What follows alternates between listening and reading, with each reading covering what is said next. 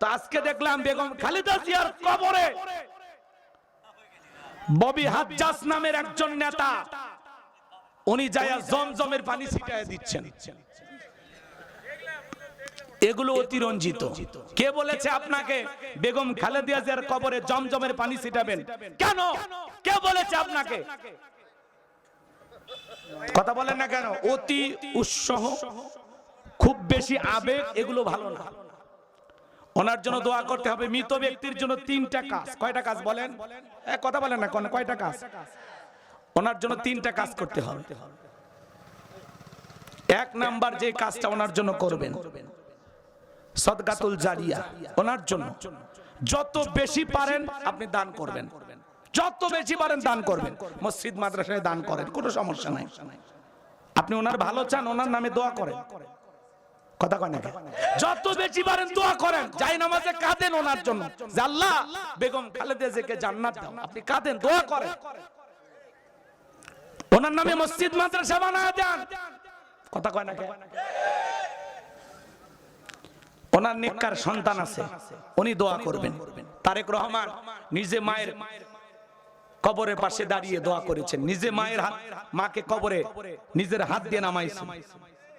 মায়ের লাশের পাশে কোরআন তেলাওয়াত করেছেন। মায়ের কবরে লাশ থেকে অঝরে কেঁদে কেঁদে দোয়া করেছেন। এরকম নেককার সন্তানই তার জন্য যথেষ্ট। কথা বলে ঠিক না? অতি আবেগে জমজমের পানি কবরে ছিটাইতে যাবেন না। এগুলো খুব বেশি আবেগ আপনাদের ধরে গেছে। কথা কি বুঝতে পারতেছেন? হ্যাঁ, চাচা ঠিক কইছে। মন্ত্রী হওয়ার লোভে পানি ছিটাইছে। হ্যাঁ, চাচা একেবারে জায়গা মতো ধরে ফেলে দিয়েছে। হ্যাঁ, গোবিন্দগঞ্জের মানুষ তো বুদ্ধি আছে আপনার। তো আমরা জনাব তারেক রহমানকে বলবো, এই যে কিছু মহিলা যায় কবর জিয়ারত করতেছে, এগুলো যেন না হয়। আর যারা এই যে জমজমের পানি ছিটাইতেছে, এনাদেরকেও সতর্ক করে দিবেন। কবরে পানি ছিটানোর ভিতরে বিশেষ কোনো ফজিলত নাই। এটা করা থেকে আমরা বিরত থাকবো ইনশাআল্লাহ। ইনশাআল্লাহ। আল্লাহ যেন আমাদের হেদায়েত দান করেন। জোরে বলেন আমিন। একটু দলীয় পদ পাওয়ার জন্য, নেতার বাহবা পাওয়ার জন্য এগুলো করবেন না। আর আমার বিশ্বাস শহীদ জিয়া এগুলো পছন্দ করতেন না। বেগম খালেদা জিয়াও স্লোগান দেওয়া, তেলবাজি দেওয়া পছন্দ করতেন না। আশা করি জনাব তারেক রহমানও এই বিষয়গুলো সঠিকভাবে দেখবেন, যে অতি রঞ্জিত খুব বেশি তেলবাজদেরকে আপনার আশেপাশে ঘেঁষতেও দিবেন না। কথা বলেন, এই তেলবাজের আয় কিন্তু ডুবে ডুবে। কথা কয়, আগে তেল দিত না হযরত হাসিনা। কথা কন না কে? উমর ফারুকের পরে পৃথিবীতে উনি একমাত্র ভালো মানুষ। নানান ধরনের তেল বিক্রি করে করে এত দুর্নীতি করছে, খাটের নিচে তেলের খনি পাওয়া গেছে। তো ওগুলো আমরা তেলবাজি দেখেছি। আগামীতে আমরা তেলবাজি দেখতে চাই না। কথা বলে ঠিক কিনা? এজন্য ভাই, বেগম খালেদা জিয়ার কবরের বিষয়ে আপনারা একটু সতর্ক থাকবেন। আদবের জায়গা, এগুলো আপনারা করবেন না। অতি রঞ্জিত কোনো কিছু করতে যাবেন না। আল্লাহ যেন আমাদের হেদায়েত দান করেন। একটু চিল্লায় বলেন আমিন। তাহলে একজন সারা দেশের মানুষের দোয়া পায়, আর একজন ভারতে ফালি আছে। তাহলে চিন্তা করেন, মানুষের দোয়া পেতে হলে জীবনটাও সুন্দর হওয়া লাগবে। কথায় আছে, এমন জীবন করিও গঠন, মরিলে হাসিবে তুমি কাঁদিবে ভুবন। বেগম খালেদা জিয়ার জন্য আলেমও কাঁদে, জনগণও কাঁদে, রাস্তার ভিক্ষুকও কাঁদে, রাজপ্রাসাদের এমপি মন্ত্রীও কাঁদে। এই ভালোবাসা, এই ভালোবাসা তিনি অর্জন করেছেন। কথা বলে ঠিক না? আল্লাহ যেন বেগম খালেদা জিয়ার কবরকে জান্নাতের বাগান বানায় দেন।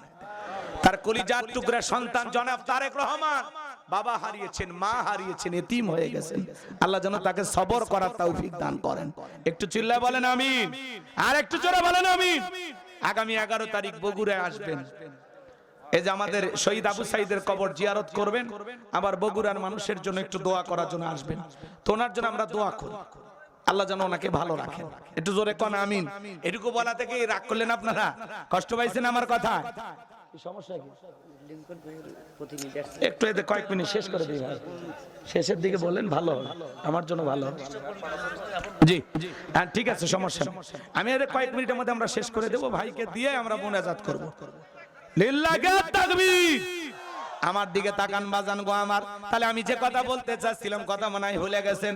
এইবার গোপন তত্ত্ব যখন ফাঁস হয়ে গেল, নিজের ফাঁদে যখন নিজে ধরা পড়লো, আল্লাহর নবী মুসা ডেকে বলে, আল্লাহ চাইতে গেছিলাম যাকাত, আর আমার বিরুদ্ধে এত বড় অপবাদ মেনে নেওয়া যায় না। আল্লাহ জমিনকে ওয়াদা দেন, জমিন যেন কারণকে গ্রাস করে ফেলে। আল্লাহ দোয়া মঞ্জুর করলেন, কারণের ধন সম্পদ সহ হাঁটু পর্যন্ত জমিনের ভিতরে চলে গেছে, বলে ব্যাপার না, উঠতে পারবো। এইবার যখন মাজা পর্যন্ত, কোমর পর্যন্ত জমিনের ভিতরে চলে গেছে, ও বলে ব্যাপার না, উঠতে পারবো। এইবার যখন গলা পর্যন্ত জমিনের ভিতরে চলে গেছে, কারণ ডেকে বলে, ও নবী মুসা, ধন সম্পদ যা আছে সব তোমার আর তোমার আল্লাহ, তুমি নিয়ে যাও, জানটা একটু ভিক্ষা দাও। মুসা আলাইহিস সালাম ডেকে বলে, আল্লাহুস সামাদ, আমার আল্লাহ মুখাপেক্ষী, আমার আল্লাহ কারো কাছ থেকে কিছু নাই না, আমার আল্লাহ শুধু দিয়ে যায়। কারণ রে তোর ধন সম্পদ জমিনের ভিতরে চলে যা, আর পৃথিবীর ইতিহাসে সাক্ষী থাক, তোর মতো যারা স্বর্ণ রূপা টাকা পয়সা জমা রাখবে, আল্লাহ রাস্তায় খরচ করবে না, কঠিন কিয়ামতের ময়দানে আল্লাহ তোর কাতারে দাঁড় করায় তাদের বিচার করবে। এজন্য বাজান সূরা তাওবার ভিতরে আল্লাহ স্পষ্ট বলেছেন, যারা স্বর্ণ রূপা টাকা পয়সা জমা রাখে, আল্লাহ রাস্তায় খরচ করে না, তাদের জন্য রয়েছে আযাবের সুসংবাদ। আপনার সম্পদ জাহান্নামের শাস্তির কারণ হবে। যাকাত দিলে ধনীর সম্পদ কমে না বাড়ে। জোরে বলেন। আরে ভাই, পৃথিবীতে যত মানুষ যাকাত দেয় তার মধ্যে আপনি একজন, আলহামদুলিল্লাহ, শুকরিয়ার বিষয়, এটা একটা আনন্দের বিষয় যে আল্লাহ আমার হাতটা এই জায়গায় রাখছে। কথা বলেন ঠিক কিনা? আল্লাহ আমাকে যাকাত দেওয়ার তৌফিক দান করেছেন। এইজন্য যাকাত মানে জরিমানা মনে করব না। যাকাত হলো মালের ময়লা। যাকাত দিলে আল্লাহ আপনার সম্পদকে পবিত্র করবেন। যাকাত দিলে আপনার সম্পদ আল্লাহ বাড়ায় দিবেন, বৃদ্ধি করবেন। বলুন সুবহানাল্লাহ। আর মনে রাখবেন, ধনীর যাকাত দেওয়া ফরজ, গরিবের যাকাত খাওয়া ফরজ নয়। আপনি গরিবের হাতে যাকাত দিয়ে দয়া বা করুণা করেননি। গরিব আপনার যাকাতের টাকা গ্রহণ করে আপনাকে ফরজ ইবাদত পালনের সুযোগ করে দিয়ে ওই গরিব বড় লোক দয়া করছে। আর যাকাত দিবেন মাইকিন করে, খবরদার এগুলো করবেন না। যাকাত ধনীর উচিত গরিবকে খুঁজে দিয়ে আসা। কথা কয় না কে? গরিব বড় লোকের বাড়ির দায়িত্ব দেবে না, বড় লোক গরিব খুঁজে দিয়ে আসবে। এটাই ইসলামের সিস্টেম। আল্লাহু আকবার কর। তাহলে আমরা এইভাবে যাকাত দেব তো ইনশাআল্লাহ। তাহলে মুমিন ইমানদার 3 নাম্বার গুণাবলী, আল্লাহ সম্পদ দিলে হিসাব করে যাকাত দেব। এইবার 4 নাম্বার, ওয়াল্লাযীনা হুম লিফুরুজিহিম হাফিজুন। তোমরা কি যুবক না অন্য কিছু? এই আওয়াজ দোয়া করলে ভালো হবে নাকি? 4 নম্বরে কার আওয়াজ? যুবকদের আওয়াজ না? তাহলে একটু আওয়াজ দেন। ওয়াল্লাযীনা হুম লিফুরুজিহিম হাফিজুন। মুমিন বান্দার 4 নাম্বার গুণাবলী, নিজের যৌবনটাকে সংযত রাখা, নিজের যৌবনটাকে কন্ট্রোল করা। মুমিনের যৌবন হোটেলে বিক্রি হবে না। মুমিন কোনোদিন বিয়ের আগে অবৈধ প্রেম ভালোবাসা করবে না। মুমিনের যৌবন খরচ হবে হালাল স্ত্রীর কাছে। কথা বলেন ঠিক কিনা? আল্লাহ শিশুকালের হিসাব নেবেন না, হিসাব নেবেন যৌবনকালের। যৌবনকালে যদি ঠিকঠাক ভাবে আল্লাহর গোলামি করেন, বৃদ্ধকালে যদি ইবাদতে একটু তুলটিও হয়, যৌবনকালের ইবাদত করার কারণে বৃদ্ধকালের সামান্য ইবাদতের সমস্যা আল্লাহ মাফ করে দিবেন, আল্লাহ বোনাস দিবেন। সুবহানাল্লাহ কোন? তাহলে এই যৌবনকালে ইবাদত করতে হবে কার? আল্লাহ শিশুকালের হিসাব নেবেন না, হিসাব নেবেন যৌবনকালের। আমরা যৌবনকালে গুনাহ করতে ভালোবাসি, আর যৌবনকালের ইবাদত আল্লাহ পছন্দ করেন। বৃদ্ধ মানুষ 60-70 বছর বয়স হয়ে গেছে, চাচা মিয়া রুকুতে গেলে বেশিক্ষণ থাকতে পারে না, মনে হয় পড়ে যাবে। সিজদায় বেশিক্ষণ থাকতে পারে না, মনে হয় দম আটকে মারা যাবে। হাউস পাউস সমস্যা হয় চাচার। কথা কন না কেন?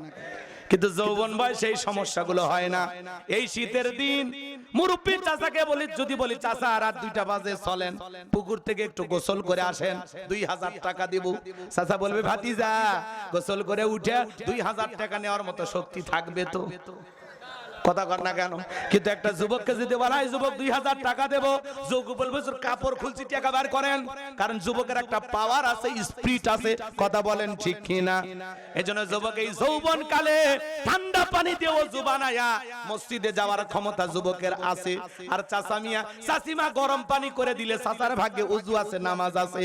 গরম পানিও নাই, ওযুও নাই, নামাজও নাই। কথা কয় চাচা, তুই এমনি খাচ্ছিস কি? চাচা মন খারাপ যেন করেন না চাচা, এই যে বড়াই করতেছি, কয়েকদিন পরে আপনার ওই জায়গায় চলে যাও। বহুত দূর থেকে আসছে। হ্যাঁ, বহুত দূর থেকে আসছে। শোনাব জানো সেজন্য 40 পার হয়ে গেল। মাহফিল আলহামদুলিল্লাহ। চাচা করছে বহু দূর থেকে আসছি ওয়াজ শোনার জন্য, সেজন্য 40টার উপরে মাহফিল শুনে আলহামদুলিল্লাহ। আচ্ছা, কষ্ট হচ্ছে আপনাদের? তাহলে এদিক খেয়াল করেন, যৌবন কালে বেশি বেশি ইবাদত করতে হবে। এই যুবক, এই মুরব্বি চাচা, ওযু করে লাঠি ধরে মসজিদে যাইতে যাইতে জামাতি শেষ, আর তুমি যৌবন কালে 1 মিনিট লাগে না মসজিদে যাইতে, কথা বলে না কেন? তাহলে এই যৌবন কালে ইবাদত করতে হবে কার? যৌবন কালে রুকু সিজদা ইবাদত পছন্দ করে কে? হযরত আলী রাদিয়াল্লাহু তাআলা বলেন, তোমরা যৌবনের তাড়নায় গুনাহ করো, একদিন তোমাদের যৌবন থাকবে না, আমলনামায় গুনাহ ঠিকই লেখা থাকবে। কথা বলে না কেন? মুরব্বি চাচা, আপনি রাগ করতেছেন? হ্যাঁ, আপনারও এক সময় বয়স ছিল, 25 বছর 22 বছর বয়স ছিল না? তখন কি করছিলেন? ওই যে বালাসী ঘাটে যা সোহেলা নৌকা চড়ে তো চরের ভিতরে, সাথে কে যেন ছিল, ওই যে আম বাগানের ওই সাইডে সেই দিনের ঘটনা মনে আছে? ফেরেশতারা এখনো লেখা রাখছে, এ যুবকে, কার জানালায় রাত 2টায় গিয়ে গল্প করলি, কার হাত ধরে পার্কে বসেছিলি? ফেরেশতারা দেখেনি, লেখেনি, ভিডিও হয়নি, বাটাম ফাটিয়ে ফেলে দিবি, কবর ঢোক, লাটিনে বসে আছে, মার হবি, সাউন্ড হবি না। কথা কোন ঠিক না? যৌবন কালের এই কঠিন সময়টা গুনাহ করা যাবে না, মনে আসবে গুনাহ করতে, শয়তান ধোঁকা দেবে, কিন্তু নিজের নফসকে কন্ট্রোল করতে হবে। চুপ, কই গুনাহ করবি? সব জায়গায় তো আল্লাহ দেখে। কথা কন, আপনি যে জায়গায় দাঁড়িয়ে গুনাহ করছেন, একবার যদি চিন্তা করতেছি পৃথিবীর কেউ না দেখলে, দেখতেছেন এই ভয়ে গুনাহ থেকে বেশি আশা লাগবে। যৌবনের পরীক্ষা দিয়েছিলেন ইউসুফ আলাইহিস সালাম, 2 মিনিটে কি বলবো? রাগ করবেন না? তাকবীর দেন, লিল্লাহি তাকবীর।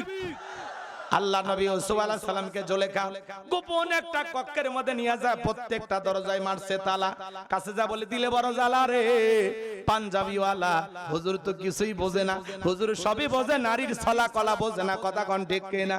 জুলেখা কাছে যায়, আর কি যেন ইশারা ইঙ্গিতে বুঝাইতে চায়, যা বলে, ইউসুফ তোমার চোখ দুটো ভারী সুন্দর। ইউসুফ আলাইহিস সালাম ডেকে বলেন, এই চোখ যে আল্লাহ সৃষ্টি করেছে, সে আল্লাহকে ভয় করো। জুলেখা নিজের কাপড়গুলো ছিঁড়ে ছিঁড়ে দেবতার মুখগুলো ঢাকতেছে, কাপড়ে ঢাকিলে তুমি দেবতার মুখ, কি দিয়া ঢাকিবা তুমি বিধাতার মুখ।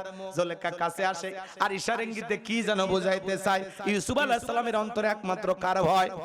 ইন্না খাফুল্লাহ, অন্তরে আল্লাহর ভয় নিয়ে পয়গম্বর ডেকে বলে, আল্লাহ, জুলেখার মনের অবস্থা কি আমি বুঝতে পেরেছি, একমাত্র আপনি পারেন এখান থেকে আমাকে মুক্ত করায় দিতে। আমি আমার ইজ্জতকে বাঁচানোর জন্য আপনার উপরে তাওয়াক্কুল করে সামনে দৌড় মারার দায়িত্ব আমার, আর আপনার কুদরত থেকে তালা খুলে দেওয়ার দায়িত্ব আপনার। বলেন আল্লাহু আকবার।